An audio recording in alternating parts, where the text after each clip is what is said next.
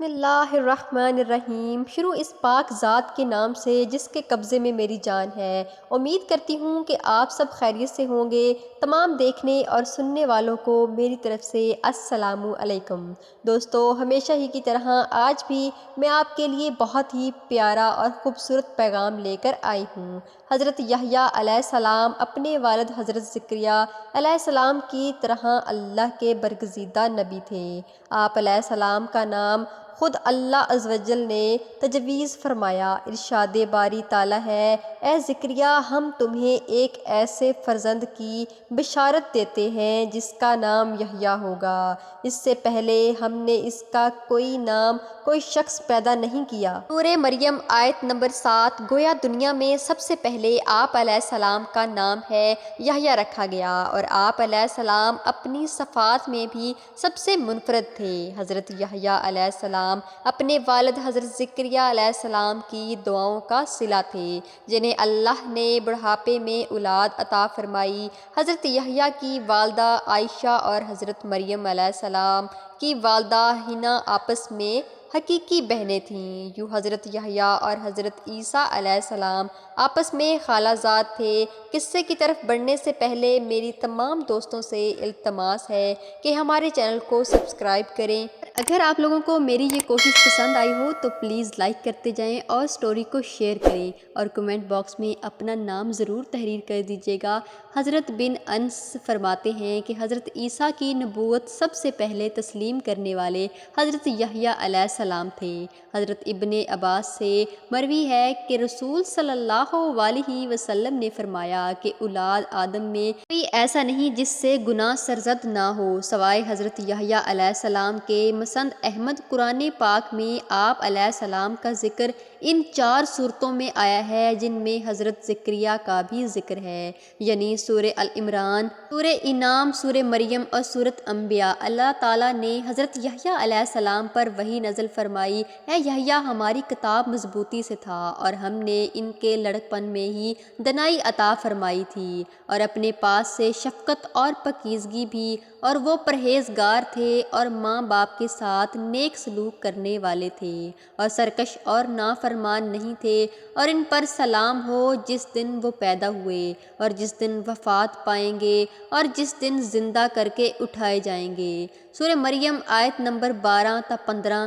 حضرت یحییٰ علیہ السلام ابھی کم عمر ہی تھے کہ پروردگار عالم نے فرشتوں کے ذریعے تورات حفظ کروا دی۔ آسمانی کتاب کا جو علم تمہیں عطا کیا گیا ہے، اس پر خود بھی عمل کریں اور قوم کو بھی اس کا درس دیں۔ اس کے ساتھ انہیں بچپن میں ہی علم و دانائی، عقل و حکمت، طہارت و پاکیزگی اور پرہیزگاری عطا فرما گئی، اور ان میں وہ تمام خوبیاں یکجا کر دی گئیں۔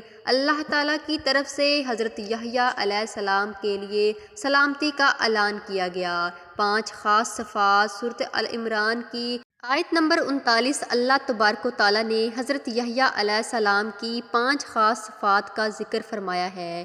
ارشاد باری تعالیٰ ہے کہ ابھی وہ عبادت گاہ میں کھڑے نماز ہی پڑھ رہے تھے کہ فرشتوں نے آواز دی کہ زکریا، اللہ آپ علیہ السلام کو یحییٰ کی بشارت دیتے ہیں جن کے احوال یہ ہوں گے کہ وہ کلمہ اللہ یعنی حضرت عیسیٰ علیہ السلام کی نبوت کی تصدیق کرنے والے ہوں گے، اور دوسری مقدی دین ہوں گے، اور تیسرے اپنے نفس کو لذت سے بہت روکنے والے ہوں گے، اور چوتھے نبی بھی ہوں گے، اور 5ویں اعلیٰ درجے کے سائشتہ ہوں گے۔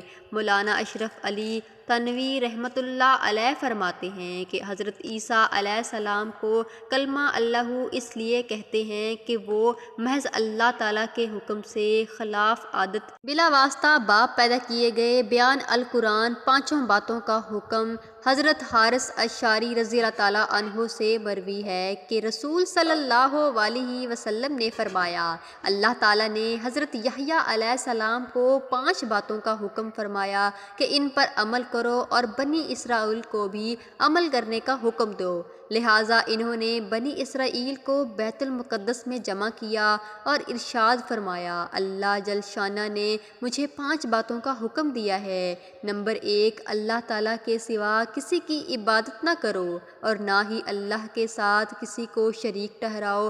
مشرق کی مثال اس غلام کی سی ہے جیسے اس کے مالک نے اپنی رقم سے خریدا، مگر غلام جو کچھ کماتا ہے وہ مالک کے بجائے کسی دوسرے شخص کو دے دیتا ہے۔ تم ہی بتلاؤ کون ایسے غلام کو پسند کرے گا؟ لہٰذا یاد رکھو، جب اللہ نے تمہیں پیدا کیا ہے اور وہی تمہیں رزق دیتا ہے تو تم پر لازم ہے کہ صرف اسی کی عبادت کرو، اسی کے ساتھ کسی کو شریک مت ٹھہراؤ۔ اور نمبر 2، میں تمہیں نماز کا حکم دیتا ہوں تو اللہ تعالیٰ اپنا رخ تمہاری طرف کر لیتا ہے، لہٰذا جب نماز پڑھو کسی اور طرف دھیان مت لگاؤ۔ نمبر 3، میں تمہیں روزے رکھنے کا حکم دیتا ہوں۔ اللہ تعالیٰ نے اس کی مثال یوں دی ہے کہ جیسے کسی جماعت میں ایک شخص کے پاس مشک کی پوٹلی ہو تو مشک خود بخود اپنی جگہ کو مہکا دے گی۔ بے شک روزے دار کے منہ کی بو اللہ کے نزدیک مشک سے بھی زیادہ معطر، مقبول اور پسندیدہ ہے۔ نمبر 4، میں تمہیں صدقے کا حکم دیتا ہوں۔ اس کی مثال ایسی ہے کہ کسی نے دشمن کو اسے ادویچے ہوئے اور اس کے ہاتھوں کو گردن سے باندھ کر قتل کرنے کے لیے جا رہا ہو، نا امیدی کی حالت میں وہ یہ کہے کہ میرا پورا مال کہ میری جان بخش ہو سکتی ہے۔ ازوات میں جواب یہ کہ میری جان کے بدلے ساری دولت قربان کرنے کو تیار ہو جائے گا۔ نمبر 5، پانچواں حکم ہے کہ دن رات کثرت سے اللہ کا ذکر کرتے رہا کرو، اور اس کی مثال ایسی ہے کہ ایک شخص دشمن سے بھاگ رہا ہو اور دشمن تیزی سے اس کے تعاقب میں ہو، بھاگ کر کہیں مضبوط قلعے میں جا بیٹھے۔ ناہلیل مسند امام احمد حضرت یحییٰ علیہ السلام کی صفات کے بارے میں مفسرین نے مختصر واقعات تحریر کیے ہیں جو یہودی و نصارہ کتاب سے لیے گئے ہیں۔ اس کا واقعہ، اس کا خلاصہ یہ ہے کہ یہودیوں کا بادشاہ ہیرودیاس عیاش شخص تھا جس کی وجہ سے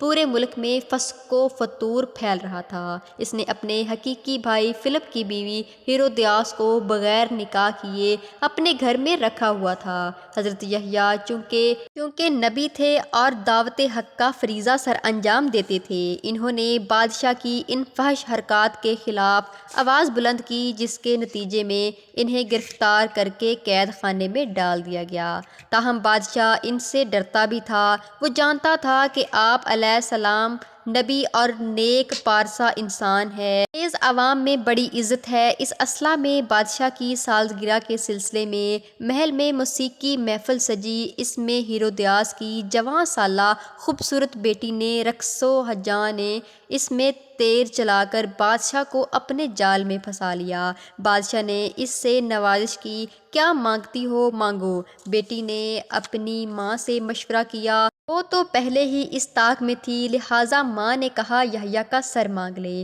بیٹی نے بادشاہ کے سامنے نہایت ادب سے جھک کر عرض کیا، اے بادشاہ سلامت، مجھے یحییٰ کا سر تھال میں سجا کر منگوا دے۔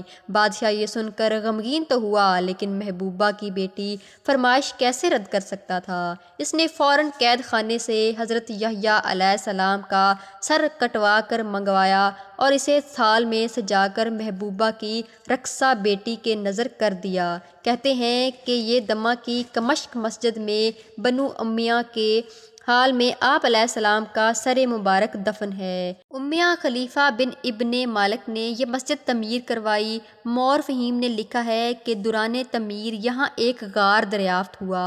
اطلاع ملی پر خلیفہ خود غار میں داخل ہوئے تو دیکھا ایک صندوق میں انسانی سر رکھا ہوا ہے اور صندوق پر تحریر ہے، یہ حضرت یحییٰ بن زکریا علیہ السلام کا سر ہے۔ ان کے بال اور چہرہ اصل حالت میں تھے، جیسے لگتا تھا ابھی شہید ہوئے ہوں۔